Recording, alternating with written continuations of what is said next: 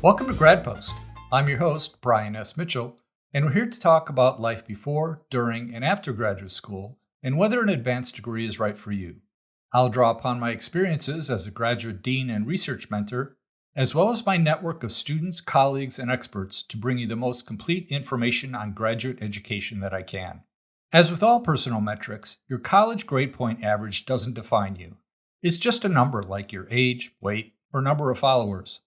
But just like your age makes you eligible to do certain things and unable to do others, and your weight is something you're either proud of or, like me, an ongoing challenge, your college GPA is a fact that is relevant in some circumstances and totally unimportant in others. When it comes to admission to graduate school, it's important. It's not everything, but it's important. Even in the most transparent, balanced, progressive, holistic admissions review process, it is used to evaluate your preparedness for graduate school. After all, despite what those investment fund disclaimers tell you, one of the best predictors of future success is past performance. Are there people who do well in graduate school despite a lower GPA? Sure. Can people change? Absolutely. But don't expect application reviewers to just overlook shortcomings or not give you credit for a job well done. Especially in highly competitive programs where there are a lot of qualified applicants, your GPA is an important consideration. Today, we're going to discuss ways you can influence your GPA that you may not have fully considered. The most influential thing you can do is, get good grades. But there are ways to bump up your GPA that can be difference makers to grad school admissions officers. Every tenth of a point counts.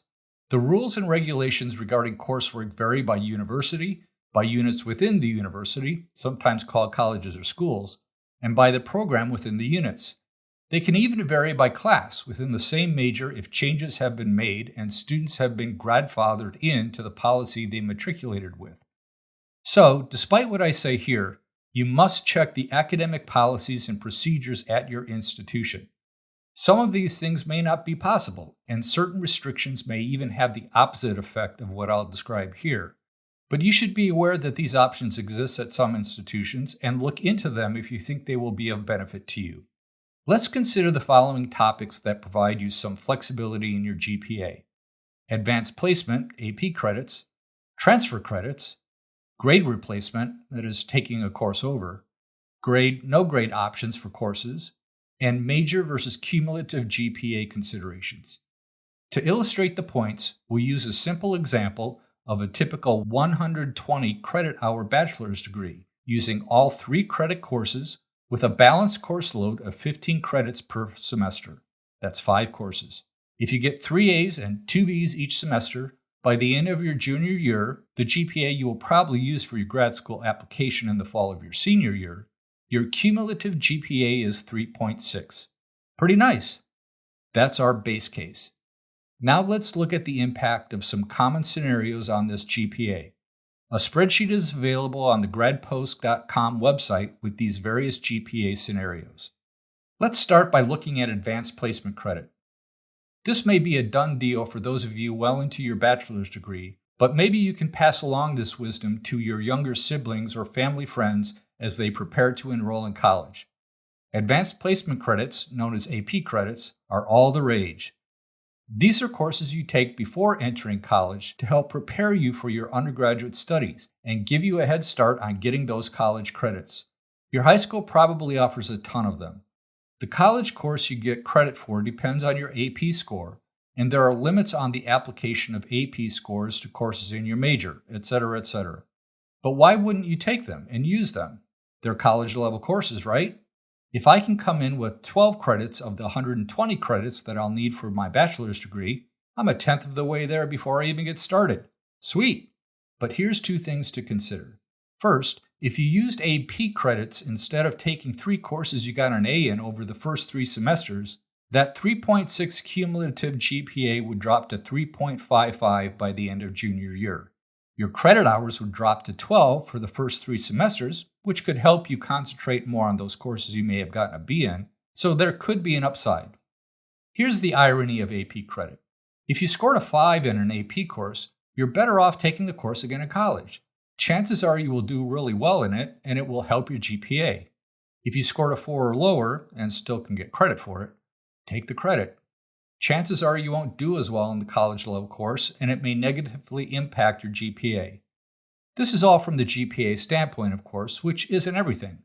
I often advise students in my major to take major adjacent courses like chemistry and physics at the university, even if they have had AP credit, which leads to my second point on AP credits. There is benefit in taking the course in college aside from the GPA considerations. You meet people, classmates, professors, TAs. There's also a danger in taking too few credits your freshman year. You're less engaged. You focus less on your studies because there's less to do. You don't develop those good study habits you will need as courses get tougher and the workload increases.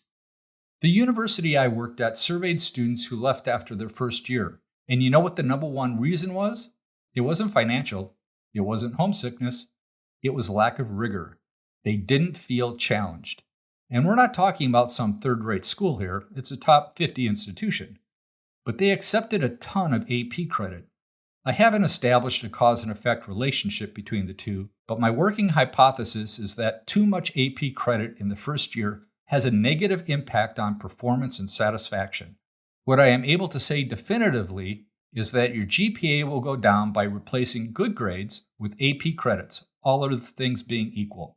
That's just math. The same can be said of transfer credits, but the impact is more varied, so it's difficult to make generalizations on GPA impact.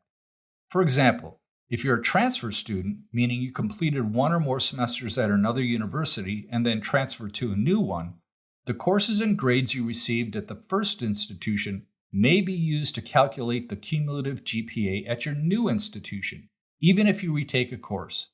You will be required to submit transcript from all your undergraduate institutions on your graduate school application, so there's no hiding institution hopping or poor performance at one of them. But you can certainly make the case that your last GPA is the most relevant. So, transferring credits can be beneficial from a GPA standpoint.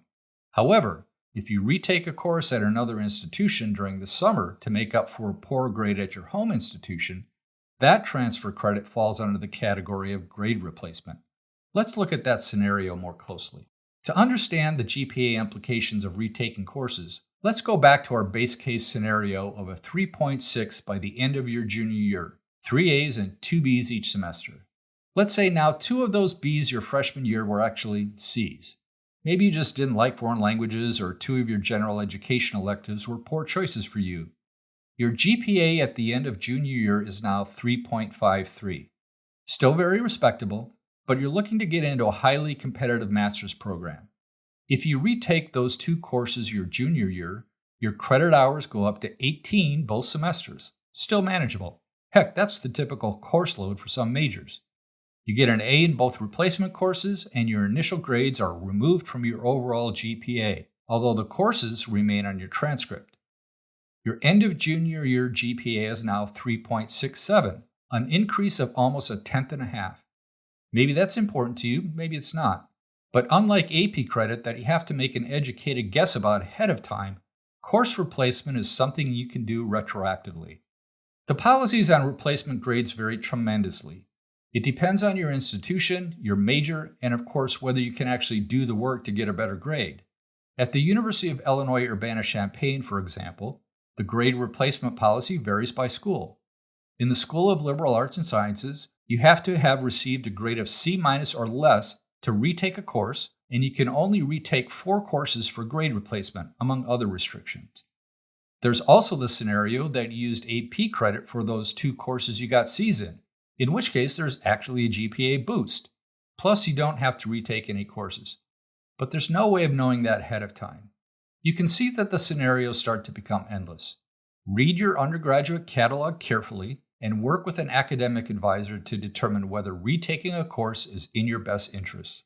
Another option is to take courses for credit without a formal grade assignment, what is variably called taking courses pass-fail, satisfactory-unsatisfactory, or auditing a course.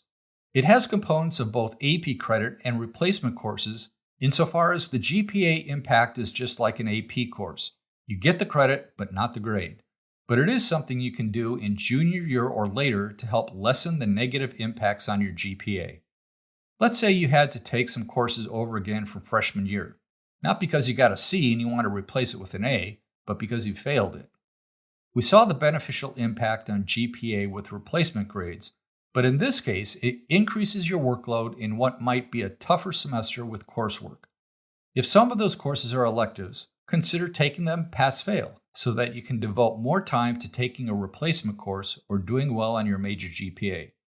This is less of a direct mathematical impact on your GPA and more of a time management consideration that indirectly might affect your GPA.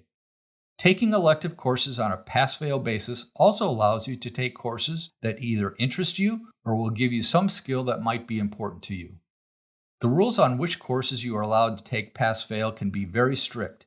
Some institutions may not even have this option available, but it's worth looking into. Again, you should do the math, run the scenarios, and clear your path with an academic advisor. Finally, just a comment about two different types of GPA. There's your overall or cumulative GPA that we have been discussing to this point. It's important. But equally important is your major GPA, that is, those courses that are specified in your degree curriculum. In some disciplines, that's easy to calculate. In others, not so much. But if you excluded all the elective and general education course requirements from your GPA calculation, that's your major GPA. Some university-level degree audit software may do this for you, and it may even be stated on your transcript, but you can always calculate it yourself. For your grad school application, you want your major GPA to be higher than your overall GPA. After all, if you're a generally good student, but you can't cut it in your major courses, then why are you going to grad school? It's not a deal breaker. Some majors are just harder than others. But if there are large discrepancies between your cumulative and major GPAs, and you still have time in your undergraduate experience, you should consider some of the ways we've discussed to boost your major GPA. In the end, your GPA is about self-actualization. It's yours, flowers, warts, and all. And you have the ability to not only positively influence with some forethought, but to do remediation where necessary. But remember that GPA is just one consideration in a wealth of personal information on your grad school application. There's a story there, and you'll have an opportunity to explain it all in a personal statement. That's the topic of an upcoming episode, so stay tuned. Thank you for joining me today. All of the links provided in this podcast are available at Grad-post.com. That's GRAD-POST. There, you'll find additional resources and information to help you plan your adventure for an advanced degree.